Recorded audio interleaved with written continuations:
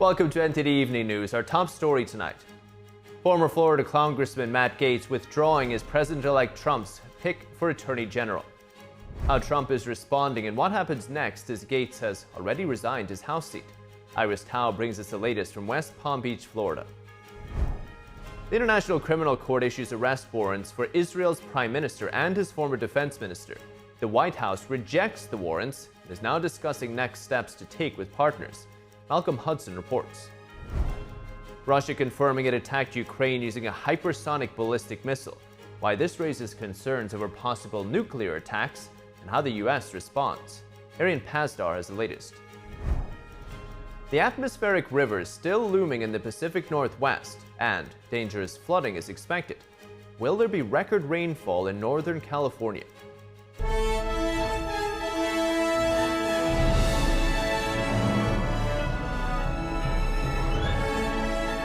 This is NTD Evening News. Live from our global headquarters in New York City, here's Tiffany Meyer. Good evening. Thanks for joining us tonight. I'm Paul Graney, in for Tiffany Meyer. With less than 2 months left in office, President Biden has some plans he's looking to implement. Among them is getting what he calls urgently needed funding for hurricane victims. NTD's Washington correspondent Jack Bradley brings us more from the White House. Among the top of the priorities over the next 2 months for the Biden administration is getting more funding to hurricane victims over in the Southeast, particularly $100 billion in disaster relief funds to get passed through Congress. House Republicans have already indicated that they would support such funding. In addition to helping the victims of Hurricanes Helene and Milton, the funding would also go toward the reconstruction of the Francis Scott Key Bridge in Maryland, which collapsed after it was hit by a container ship in March. We're going to continue to urge Congress to act quickly to pass a supplemental funding package to assist communities obviously impacted recent hurricanes and other disasters.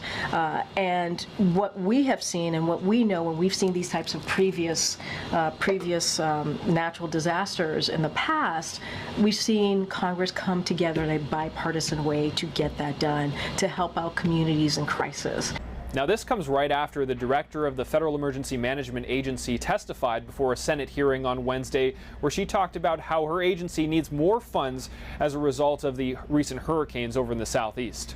But these needs have rapidly exhausted our available funds, and without a supplemental, our ability to respond to new disasters could be jeopardized. In addition to all of this, the Biden administration has also been making recent policy changes regarding foreign policy, granting Ukraine the use of U.S.-made long-range missiles to strike targets in Russia. Now, the White House most recently said that this is due to a significant change in the war by North Korea sending thousands of troops into Russia. Russia has threatened to use nuclear weapons to strike Ukraine in response, but the White House says that there's no indication that Russia is doing so. Meanwhile, President Biden hosted the Boston Celtics at the White House on the South Lawn to celebrate their championship. 2024 NBA champions, the Bulls. You're Celtics, right? The Boston Celtics. Not just any champion, but the winningest franchise in league history, and now with a record 18 titles. Biden will travel to Angola the first week of December. It's his first trip to the continent as president. He'll discuss America's efforts to build infrastructure in the region, as well as ensure food security. Reporting from the White House, Jack Bradley, NTD News. And Russia says the Ukraine war is now going global. President Vladimir Putin today admitting Russia attacked Ukraine using a hypersonic ballistic missile. He claims it's in response to aggression by the United States and other countries. NTD's international correspondent Arian Pazdar has the war update. Russia on Thursday, taking the Ukraine conflict a step further. Moscow attacked Ukraine using an intermediate-range ballistic missile, or IRBM. Ukraine previously claimed that it was an intercontinental ballistic missile, but the US confirmed that's not the case.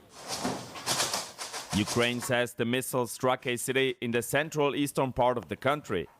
A rehabilitation center for people with disabilities was damaged. One of the newest Russian medium-range missile systems was tested in combat conditions. The tests were successful. The goal of the launch was achieved. Russian President Vladimir Putin added that the missile struck a military target in the area. IRBMs are designed to carry nuclear warheads. The United States was pre-notified briefly before the launch through nuclear risk reduction channels. Putin says the equipment used in Thursday's attack was not nuclear. This comes after he signed a new nuclear doctrine for Russia earlier this week, raising concerns that nuclear tensions might escalate. But the Pentagon now says this. We haven't seen any adjustments that we've observed in their nuclear posture, and we haven't adjusted our nuclear posture in exchange. Putin claims Russia's use of the IRBM comes in response to the US allowing Ukraine to use long-range weapons. The White House denies raising tensions and taking the conflict to the global stage. The escalation at every turn, at every step, is coming from Russia. They're the ones who are escalating this. They're the ones who started this war. It is because of their aggression into a sovereign territory, Ukraine. The White House added that Russia had further escalated the conflict when it brought North Korean troops to the front lines. Ukraine's foreign ministry is now calling on allies for a swift response to Thursday's attack. This definitely is an escalation in terms of weapons used against Ukraine. We shouldn't wait for detailed expert conclusions. Just on Wednesday, the US announced a new aid package for Ukraine of almost $300 million. The Biden administration also promised to send as much aid as possible before President-elect Trump returns to the White House. Arian Pastar, NTD News. The International Criminal Court has issued arrest warrants for Israeli leader Benjamin Netanyahu and his former defense minister. It's on grounds of alleged crimes against humanity. The court also issued a similar warrant for Hamas terrorist leader that Israel says it's already killed. The White House said the U.S. fundamentally rejects the court's warrants against senior Israeli officials. NTD's international correspondent Malcolm Hudson has the story. The International Criminal Court in The Hague has issued arrest warrants for Israeli Prime Minister Benjamin Netanyahu and his former defense minister Yoav Gallant for alleged war crimes and alleged crimes against humanity. They also issued another arrest warrant for Hamas leader Mohammed Daib Ibrahim al-Masri, also known as Mohammed Daif, on the same grounds. Both Israeli leaders and the terrorist group Hamas have dismissed allegations that they committed war crimes. The ICC judges said there were reasonable grounds to believe Netanyahu and Gallant were criminally responsible for starvation in Gaza and the persecution of Palestinians. Netanyahu's office responded in a statement saying, Israel utterly rejects the false and absurd charges of the International Criminal Court, adding that no anti-Israel decision will prevent the State of Israel from defending its citizens. The warrant for Hamas's al-Masri lists charges of mass killings during the October 7th attacks on Israel that triggered the Gaza war. It also includes charges of rape and the taking of hostages. Israel has said it killed Masri in an airstrike in July, but Hamas has neither confirmed nor denied this. The prosecution indicated it would continue to gather information with respect to his reported death. Israeli President Isaac Herzog said the court chose to side with terrorism and evil over democracy and freedom, and turned the international justice system into a human shield for Hamas's crimes against humanity. In an official statement, Hamas called on the ICC to expand accountability to all Israeli leaders.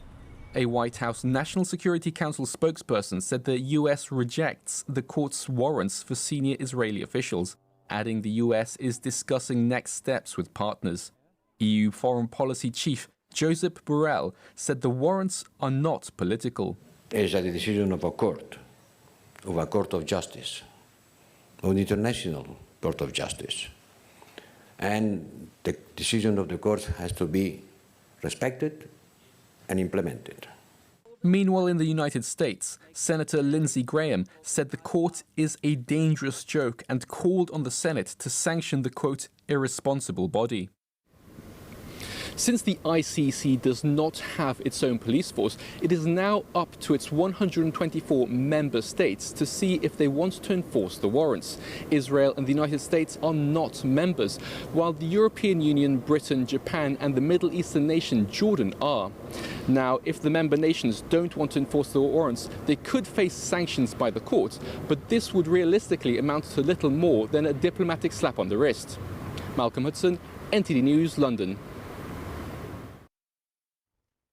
And just a little over a week after President-elect Trump announced his nomination, former Congressman Matt Gaetz now withdrawing from consideration as Attorney General. Trump's team says Trump is still committed to choosing someone who will change the Justice Department. NTD's White House correspondent Iris Tao brings us more from West Palm Beach. In a surprising turn, former Congressman Matt Gaetz on Wednesday announced his withdrawing his bid to be the Attorney General in President-elect Trump's incoming administration. In a statement, Gaetz says, while the momentum was strong, it is clear that my confirmation was unfairly becoming a distraction to the critical work of the Trump-Vance transition, adding that there's no time to waste on a needlessly protracted Washington scuffle. President-elect Trump also responding, saying on Truth Social minutes after that Gaetz was doing very well, but at the same time did not want to be a distraction, adding that Matt has a wonderful future. Trump's transition team further asked that Trump remains committed to choosing a leader of the Justice Department who will end the weaponization of the justice system. It also says that Trump will make another announcement when he has a new pick in mind. The announcement comes after Gaetz on Wednesday held meetings with senators on the Hill. It also comes as Republicans on the House Ethics Committee on Wednesday voted not to release this report on investigations into sexual misconduct allegations against Gaetz. Despite controversies, Trump earlier this week said he's not reconsidering his nomination. Mr. President, are you reconsidering the nomination of Matt Gaetz? No. And just on Wednesday night, after meeting with senators, Gaetz told reporters that he looks forward to a confirmation hearing. Folks have been very supportive. They've been saying we're going to get a fair process. While Gaetz resigned from his House seat shortly after Trump announced his pick for him to be the AG. But remember, he resigned from this Congress and is still duly elected to be in the next Congress, meaning he could come back in January. But also in his resignation letter, Gaetz says he did not intend to serve in the next Congress. While it's unclear if Gaetz will walk that back, House Speaker Mike Johnson on Thursday said Gaetz, quote, has a bright future ahead of him. Meanwhile, some Democrats are still pushing to release that report on the allegations against Gaetz despite his recent resignation. The panel is expected to come back to vote on it on December 5th. Did she sexually assault a woman in Monterey, California? And on Thursday, former Fox News host Pete Hegseth, Trump's pick for defense secretary, is also meeting with senators amid controversies. It comes a day after police records reveal new details about a 2017 sexual assault allegation against him. Hegseth, in talking with reporters on Thursday, says he was completely cleared. I have, as far as the media is concerned, I'll keep this very simple. The matter was fully investigated, and I was completely cleared, and that's where I'm going to leave it. Thank you very much. More picks by Trump are expected to make rounds on Capitol Hill in the coming weeks to gauge and boost their chances of getting confirmed.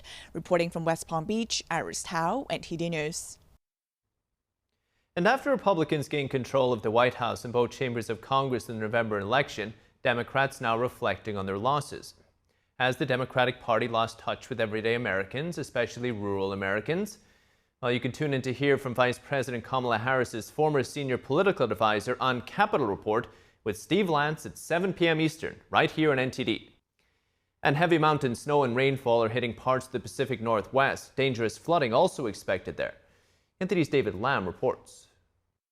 A powerful atmospheric river is still impacting the Pacific Northwest.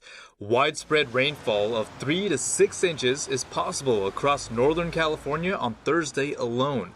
Combined with rainfall from Wednesday, a potential record-breaking 16 inches or more of rainfall is possible, especially in Northern California. About a dozen small landslides have already struck across the area in a 24-hour period. This, as meteorologists consider the storm a bomb cyclone after the system rapidly intensified earlier this week. The storm hit Washington on Tuesday, killing 2 people and damaging property. Come out here all the time to run. We didn't get hit that hard in the city, and I just didn't assume that, it would be this kind of situation out here. I mean, obviously you feel the most for people who had their homes partially destroyed by this. As of Thursday afternoon, around 300,000 people were without power on the West Coast, mainly in Washington. Well, people are leaving to go stay with friends and family that do have power. There are pockets of power in the area, Seattle and Bellevue, and than just, looking out for each other. And luckily it's not in the 30s yet. More than a foot of snow has already fallen in parts of the Cascade Mountains and in the Golden State. California's Department of Forestry and Fire recommends drivers to replace worn-out windshield wiper blades and avoid driving on flooded roads, saying 6 inches of water can stall a car. David Lamb, NTD News, California. And while Northern California is anticipating record rainfall, the Colorado River Basin is suffering from drought conditions. Now, 3 southwestern states have made an agreement to help protect water levels by reducing their water intake. NTD correspondent Jason Blair has the story.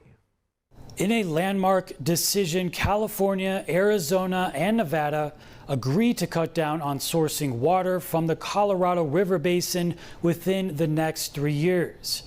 The river is being depleted due to drought conditions, and the states have agreed to reduce water intake by at least 3 million acre-feet through 2026, which is a 10% reduction. California is the river's largest consumer, and California Governor Gavin Newsom has taken the lead to initiate the agreement, which he blames on climate change.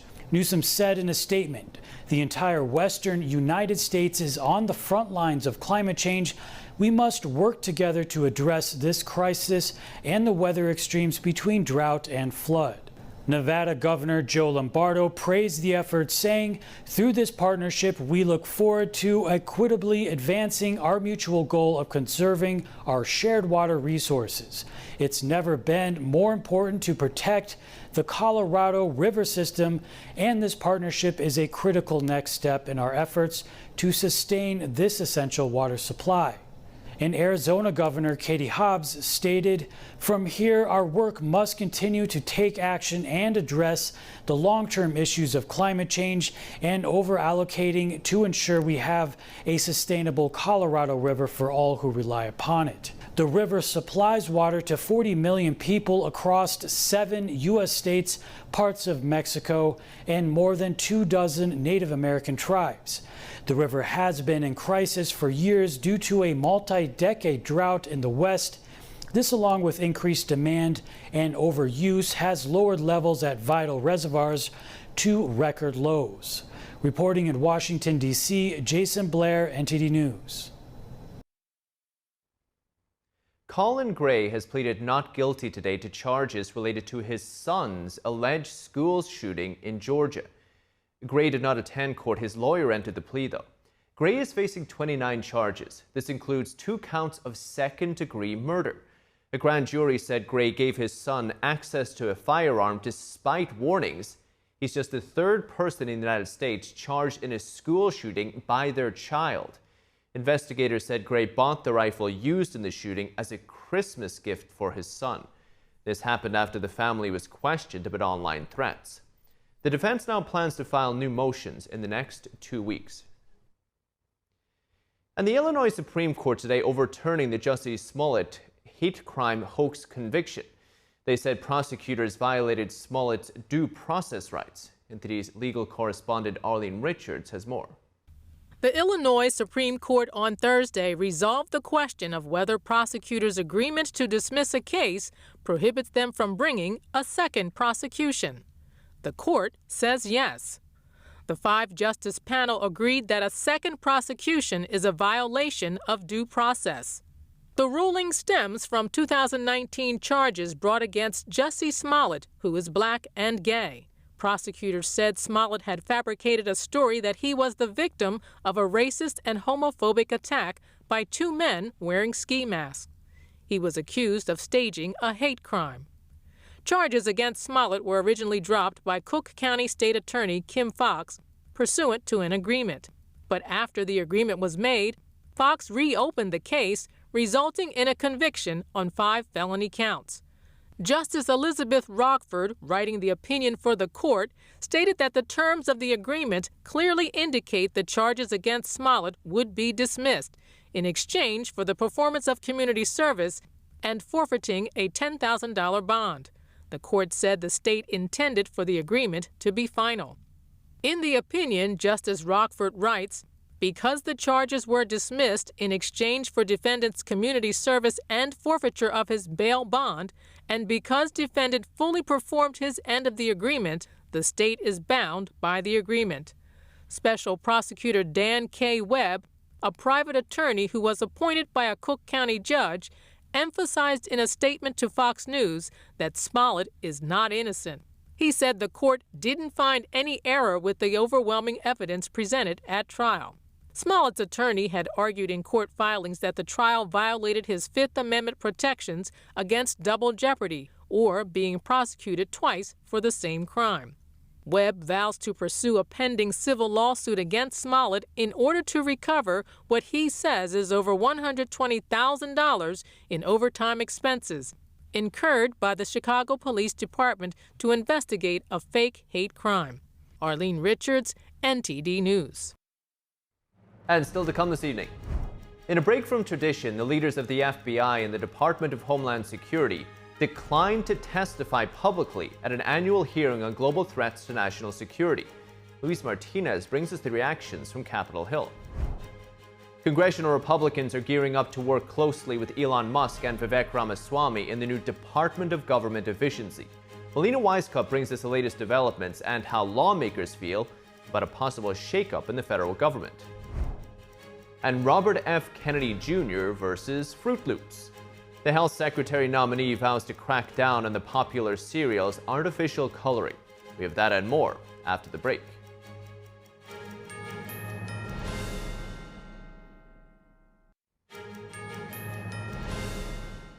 Welcome back. The director of the FBI and the DHS secretary declined to testify in today's Senate hearing on ongoing threats to national security. Lawmakers on both sides of the aisle have expressed concern over the lack of transparency from the executive branch.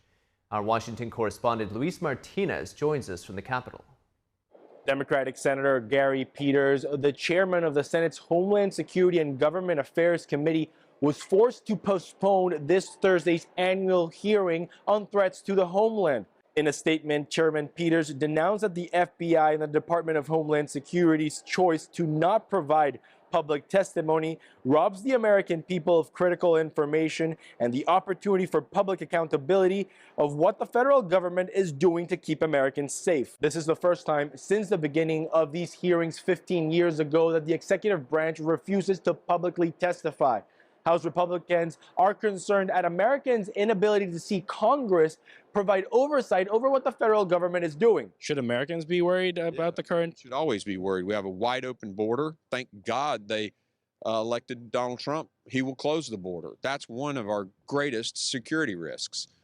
Internationally, the world is in crisis, right? Because we've had a weak, feckless leader. I think we all should be concerned. I mean, if you're asked and compelled, if you're asked to come before Congress or the Senate or the House to testify, you should show up. That's like the bare minimum of doing your job. But we've got, a new sheriff in town. We'll have a new administration here in a few weeks to clean house, literally. The Senate's version and the House's version of the hearing titled Threats to the Homeland have been postponed. And it's worth noting that it's Democratic Senator Gary Peters, the chairman of the Senate's Homeland Security and Government Affairs Committee, the one insisting that these hearings remain public. Gary has talked to me too, and he is very adamant that there be some part open, and we're going to do that. Just when we can get a classified setting for the level of classification that America says he's supposed to tell us some stuff on. So as soon as we can get that done, we'll do it. These week's postponed hearings were scheduled just as President-elect Donald Trump is considering who will be his new FBI director and has also tapped South Dakota Governor Kristi Noem to replace Alejandro Mayorkas at the helm of the Department of Homeland Security. Reporting from Washington, D.C., Luis Eduardo Martinez, NTD News. The newly created DOGE, or Department of Government Efficiency, led by Elon Musk and Vivek Ramaswamy, aims to get a handle on the $36 trillion of national debt. The goal is to cut down on the $7 trillion federal budget by slashing the federal workforce, even canceling entire agencies. Musk and Ramaswamy on this effort have outlined their vision in a Wall Street Journal op-ed. They say they'll take a fine-tooth comb to federal agencies to find out where there's waste and then make recommendations to Trump on where he can take executive action to pause spending. Congressional Republicans today created a subcommittee to work closely with the new department. NTD's Melina Weisskopf is on Capitol Hill with more details and reactions.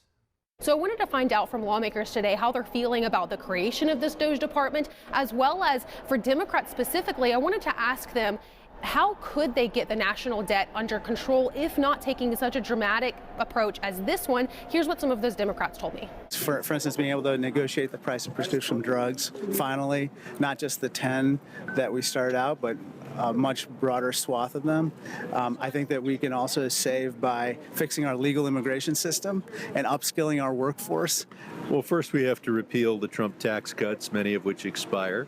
You have to have precision, and you have to make sure that you don't hurt the most impacted in this country, especially by cutting programs like Social Security with folks like Elon Musk and Vivek Ramaswamy leading something like this. I have very little confidence that this is going to be done objectively.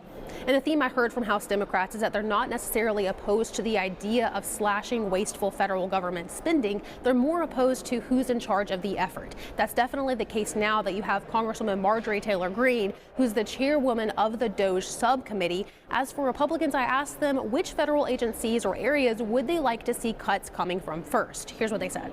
And let's stop funding it. Let's stop letting them do some of the harmful things that are unjustified in the Constitution as well. Health and Human Services, Department of Energy, the EPA. There's just so many departments where we could cut back tremendously immediately. I hope they look at things like that. You know, my background is healthcare, and I've said this since I got here. We need to restructure the FDA, the CDC, the NIH. CMS needs an overhaul. Some of these programs hadn't been changed in 20 years. I hope they take on cost drivers, waste, and abuse, and don't step into political hot potatoes. Now, Vivek and Elon Musk did list a couple of areas in that Wall Street Journal op-ed where they'd like to cut from first. Some include more common sense areas like preventing federal government benefit paychecks from going to deceased Americans, which was an issue over the years.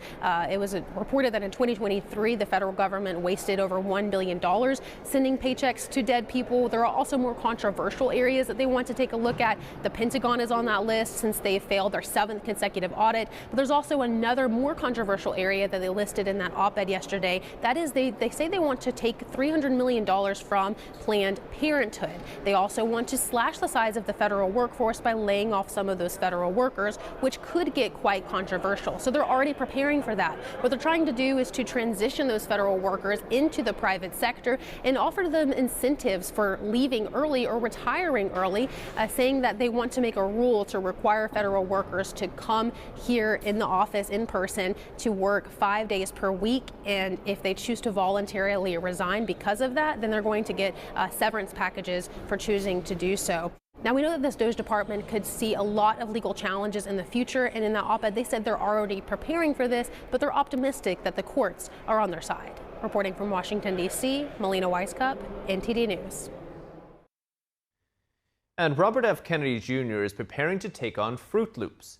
That's if he becomes the nation's highest health official. He's expressed concern in particular over artificial coloring in foods. Here's the story. Robert F. Kennedy Jr. says he'll remove artificial colors from America's foods once he becomes the country's top health official. Yellow dye, tartrazine, causes tumors, asthma, developmental delays, neurological damage, ADD, ADHD, hormone disruption, gene damage, anxiety, depression, intestinal injuries. Kennedy says he believes these dyes are one reason Americans are less healthy than people from other nations, according to many major metrics. He puts a spotlight on Yellow 5, one of the most widely used food dyes. This dye was originally made out of the sludge that's left over when you turn coal into coke for blast furnaces. It's called coal tar, and I've actually sued many big industries for legacy contamination of coal tar all around the country because it's so toxic. Artificial dyes were first developed in the mid-1800s as a byproduct of coal tar. Now, tens of thousands of foods contain these potentially unhealthy dyes, according to the USDA branded foods database. The vast majority of them come from either petroleum or coal tar. Foods containing them include M&M's, Kool-Aid, squirt some in the water and boom, Kool-Aid, and Froot Loops. Follow your nose to Froot Loops World! The dyes make foods more colorful and attractive, especially to children. Kennedy told Fox News the government isn't banning them because of corruption. 75% of FDA's budget comes from regulated industry, and that means food processors and pharmaceutical industry, all of them profit from a sick population. Big food companies did remove artificial dyes from their foods around a decade ago, but they put the dyes back in because they say consumers prefer them. Froot Loops maker Kellogg says its dyes have been rated safe by scientists worldwide. And still to come this evening, Matt Gaetz' sudden withdrawal from consideration as Attorney General is shocking many. Two political strategists and attorneys join us to react to his announcement and speculate on whom President-elect Trump will pick next. Hear that and more after the break.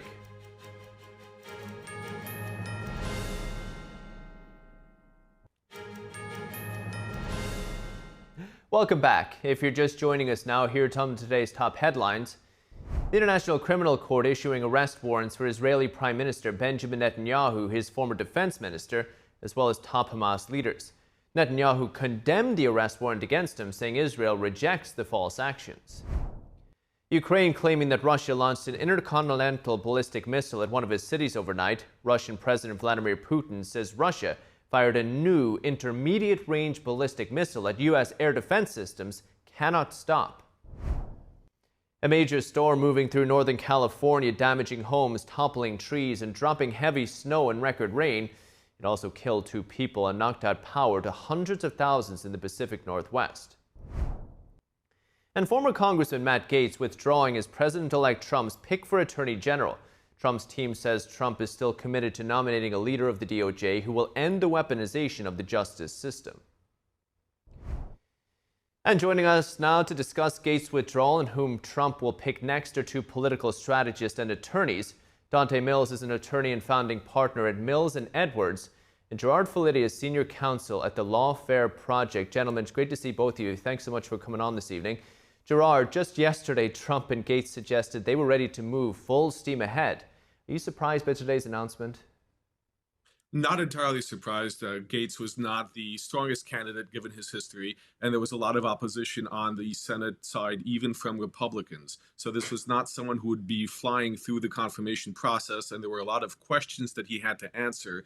So in many ways, it's not unexpected that he withdrew his nomination. Dante, what about for you? I want to ask you, Vice President-elect J.D. Vance has said that the choice of Attorney General would be Trump's most important pick. Trump had even called for recess appointments to fill the cabinet quickly and easily if there was any challenges. Is Gaetz withdrawing a sign that maybe things may not be so straightforward for him? No, and we do know that Attorney General is the most important pick in this cabinet for incoming President Trump, because he said multiple times, he said the top 10 mistakes of his previous administration was having Jeff Sessions as the Attorney General because they weren't aligned on policy. So he wanted to make sure that the person who was going to be his Attorney General, he was aligned with, and he knew that they would operate his agenda and do it his way.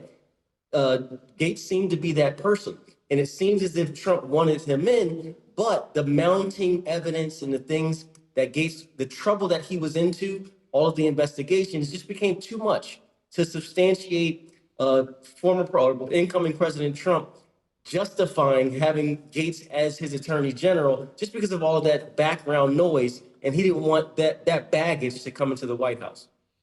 Gerard, was this a misstep for the Trump campaign, and who do you think will be nominated in Gaetz' place? I don't think necessarily it was a misstep for the Trump campaign. If anything, it may have been a strategic move. We've seen in previous administrations that some nominees are put there not because there is an expectation that they will pass through, but rather as sort of a compromise candidate, which makes it easier for other subsequent nominations to get through. In other words, because so many people were opposed to Matt Gaetz, they may be more likely to approve, the senators are more likely to approve another candidate who is also imperfect, but not at the level of Matt Gaetz. So this very well may have been a strategic move by Trump in choosing Gaetz to begin with. Dante, what do you think? Was it a strategic move? Well, I hear at the level of Matt Gaetz, I don't know if it's going to be difficult to find someone that exceeds the level of Matt Gaetz, both the trouble that he came with, but also his experience. We have to know that Matt Gaetz, yes, he's an attorney, but he's never operated within the Department of Justice. He never held a position as an attorney where he had to be a part of an investigative body, not as an attorney. So I think that there's a lot of options out here for incoming President Trump. I don't know if it'll be difficult to find someone who meets the qualifications other than someone who's as loyal to incoming President Trump as Gaetz was. That's what Trump is going to be looking for, and that's what he's going to be hoping to find with the next person he puts up as the potential Attorney General. So on that point, Dante, I'll stay with you. Like, with that in mind, what Trump is looking for, not a business as usual AG, what qualities are you hoping for in the next nominee? I hope there's some, listen, incoming President Trump, he won this election, and it seems to be a mandate. He won the popular vote. And he carried some states that, Republicans haven't carried in a while. So you want him to have the ability to bring in his cabinet that's going to push his agenda forward, because that's the American people want. But you want someone who has the credibility to do that, and that is going to come into that office and not have the kind of cloud around them that's going to make people question their investigations. With Matt Gaetz, if he moved forward with an investigation, you're going to say, well, is it right, or is he doing that because he wants to get back at somebody or something like that? So you want somebody that's going to step in that has a clean record and that's honorable, because they're leading the attorney general. They're the most important attorney in this nation, and you want them to have that honor and respect associated with their name. Right. Gentlemen, we have some breaking news. Great to have you both here. We just learned that Trump has nominated the Attorney General of Florida, Pam Bondi, as Attorney General. Gerard, your initial reaction? I think it's a pretty straight choice. Pam Bondi has been a known entity in Republican politics for many years now, and she has been a stable force as Attorney General in Florida. This is something that is not a bad pick for him. She is a loyalist. She is someone who has stuck by Republican agendas in Florida for many, many years, and has been able to argue persuasively, I think, when it comes to the rule of law and the policy agenda that aligns with what Donald Trump wants to implement. So this is a safe choice and a good one. Dante. I think that was the right word that Gerard used. It's a safe choice. She has that experience being the Attorney General in Florida that can carry over to being the Attorney General of the United States. She's persuasive. So when she'll be in front of the media explaining why investigations are happening, I think she'll do a good job of that, articulating the cause of these investigations and making sure that the public knows that there's a legal reason behind it. This is a good choice, and from what I understand, she was on the short list before. I don't know why this wasn't the first choice, but I think it's a good thing that it kind of settled into her as the next person to be put up for Attorney General. Do you think, Dante, first of all, she will manage to make it through the confirmation? Yes, I mean, everybody's going to have some issues. There's nobody that can be put up that's going to be 100% clean. But I don't think that there's going to be these glaring things that cause someone to say, I'm not going to vote for her, especially now that we know in Pennsylvania, Bob Casey has conceded. So there will be 53 Republican senators. They'll have some leeway there with at least 3 votes that, can go the other way and she still be okay. So I don't think there's going to be a problem putting her forward, especially when you compare her to the history of Matt Gaetz. I think it's going to be an easy determination for people to say she's better than what the alternative was. So I'm just going to go with her. Right. I've got about a minute, guys. Gerard, I'll finish up with you. Assuming Pam Bondi gets in, what do you think are the main priorities for herself within the Trump administration? I think one of the main priorities will be immigration. I think that when we are looking at what Donald Trump wants to do with illegal migration, he has targeted sanctuary cities, sanctuary states. And what we're seeing is that these cities, these states, it's officials who are ignoring federal law and actively hampering the ability of immigration officials to remove illegal immigrants. So I think what we will see are prosecutions by the Justice Department of elected officials in some of these states who have been obstructing justice by hiding illegal immigrants and preventing them from being withdrawn from this country. Dante Mills, Gerard Felitti. And if I can jump in, hopefully, if I can jump in, hopefully that is what we see. And Gerard is right. Incoming President Trump has made that a focal point, this immigration. Hopefully what we don't see, and I think it's important to mention, is going after some of incoming President Trump's political opponents and things like that. So hopefully that rhetoric is toned down and we can focus on those policy issues and not make this a retribution thing. And I think this pick it's a safe pick to where you don't expect that to happen, and I hope that's what we see.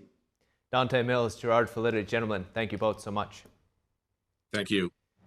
Still to come this evening, baseball. Will Shohei Ohtani win his third MVP award? What about the American League vote?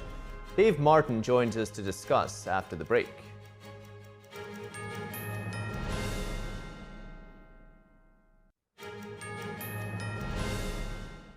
And now for your sports news, we're joined by NTD's Dave Martin. Dave, great to see you as always. Yeah, great to see you, Paul.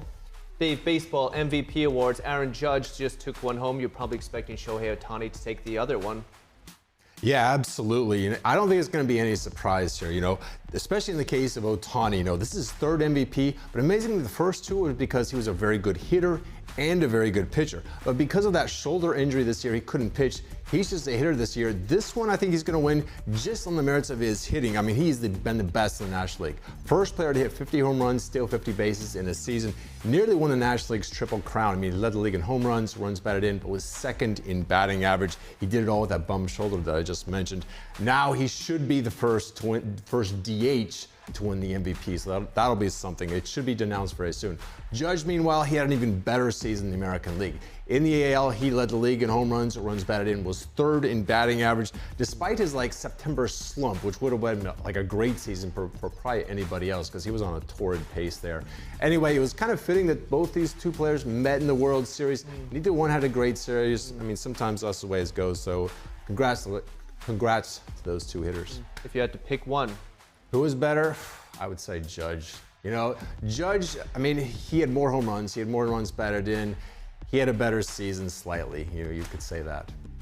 Okay. I'm going with Judge. Really? Yeah. Ohtani was kind of the big star. He was the big star. He had the 50 stolen bases. If you look at wins above replacement, this is an advanced metric. Judge was significantly better than Ohtani. Well, I would say I'll leave it at that. I would say there are some Japanese fans who might beg to differ, okay? Now, well, they can call in, all right? Women's college basketball. UConn coach Gino Auriemma became the all-time leader in wins, over 1,200. Yeah. Is it safe to say he's the best ever? I mean, I think so. He's already the leader in national championships won. He's won 11 most Final Four appearances ever. He's got 23. I mean, he's at the point where it's a surprise if his team doesn't at least make the Final Four. Some programs have never even been that far. His teams have made it 15 of the last 16 seasons. And it's actually considered a drought that his team hasn't won a national title since 2016. At that point, they'd won 4 in a row, 6 the last 8. Now, the last couple years, they've had some injury problems. They've still been very good, though. Now, amazingly, when he started at UConn, this is back in 1985, the program had only had one winning season in their albeit somewhat short history. He had a losing season his first year there, has not had a losing season since. Now, of course, when you mention best women's basketball coaches ever, you have to mention former Tennessee head coach Pat Summitt. She won 8 national titles and 18 Final Fours, but it's safe to say he's past her. So congrats to him, too. Some worrying news for the Dallas Mavericks. Luka Doncic injured his wrist in Tuesday's win. Now, he was the third MVP in voting last year. What is his status going forward? Yeah, he's out at least with a sprained wrist. Now, they said they'd evaluate him next week and see what happens. It's a big loss. And you mentioned he was third in the MVP voting last year. He's been in the top 10 each of the last 5 years. This guy's only 25 years old. He's really what makes this team go around, and they're not off to a great start this year. This is a team that made the finals last year. They're just 8-7 right now, so it's a big loss there. Now, he's not the only star that's out. Reigning Rookie of the Year, Victor Wembanyama, that 7'4" guy from France. He's out tonight with a knee injury for San Antonio. Also, you have Paul George, 9-time All-Star for Philadelphia. He left last night's game after suffering a hyperextended knee. Now, that's the same knee he hyperextended in the preseason, ended up missing the first 5 games of the year. Now, meanwhile, for the 76ers, Philadelphia 76ers, last night's game was the first where their 3 All-Stars in the starting lineup together. That's Paul George, Tyrese Maxey, and Joel Embiid. But now George looks like he might be out again, so they are having a tough time there in Philly. Anybody to step into Luka's shoes at the Mavericks? I mean, no. I mean, this guy is a guy who's top 5 in points, rebounds, assists. There's really no player like him. We're talking Magic Johnson type of numbers. There's no one that, I mean, every team has a backup player, but there's no one that puts up those kind of numbers. So Yeah, good luck to. I think he's very inspiring for the rest of the team. He's really a fighter. Oh yeah, for sure. Gosh. Now football. Steelers, Cleveland Browns rivalry game. Who's your pick? Who's my tip? I'm going with the Steelers tonight. Now that's not going out on a limb. I mean, the Steelers are 8-2, Cleveland is 2-8, so there's no surprise to pick them. Russell Wilson, 4-0 as the starter for the Steelers. He really hasn't put up insane numbers, but they're definitely winning with him at the helm. Meanwhile, for Cleveland, they're on their second quarterback of the season too. That's Jameis Winston. He's actually put up pretty decent numbers, but I mean, I think they already waved the white flag when they traded receiver Amari Cooper, who threw their best receiver, to Buffalo a couple weeks ago. Now for Pittsburgh, a win here tonight gets them just half a game behind Kansas City for the top seed in the AFC. I mean, I gotta say, I did not see them being this good in the preseason.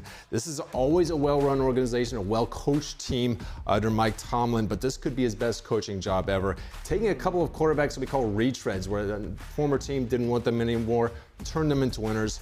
Quite a job by Mike Tomlin. Recycling quarterbacks. Recycling quarterbacks, yeah, yeah. We appreciate it. Thank you so NFL much. going green, thank you. There you go. Now, Paris experienced a rare snowstorm today, surprising both tourists and locals, as despite challenging conditions for drivers and commuters. The snowfall offered a mesmerizing sight for many. NTD's international correspondent David Vivez has the story. Storm Kate echoes the first early winter episode for France, with high winds and snow as far down as the plains. Snowfall is a rare sight in Paris. It stirs two reactions among Parisians. Some pause to admire its beauty. Comme c'est beau, how beautiful it is. Others, caught in the chaos of endless traffic and blocked trains, grumble at the disruption it causes. For tourists, the snow creates opportunities to capture stunning photos of the Eiffel Tower beneath a white sky. And during the cold, sometimes pays off with magical memories. We're here actually. It is a dream, yeah. We're here on our honeymoon and we arrived 5 hours ago from Bodrum in Turkey. And it's just incredible, it's a dream. Snow drizzled over the Sacré-Cœur Basilica as tourists and Parisians in the Montmartre neighborhood took pictures, some caught by surprise by the snowfall. It's just really magical because, I don't know, there is a really poetical sense now with the snow, and I like it, with Merry Christmas, etc. And I think it's a good timing, you know, because autumn is, I don't know, sad or depressive, and now it's just more cool, so yeah. Weather authority Météo France issued an amber weather warning for much of northern and central France. With temperatures above 32 degrees Fahrenheit for the next day, the snow isn't expected to freeze. David Vives, NTD News, Paris. Christmas in Paris. That's all for today's news. For round-the-clock coverage, you can visit us at ntd.com or download our NTD app. Thanks for tuning in. I'm Paul Graney. Have a great night.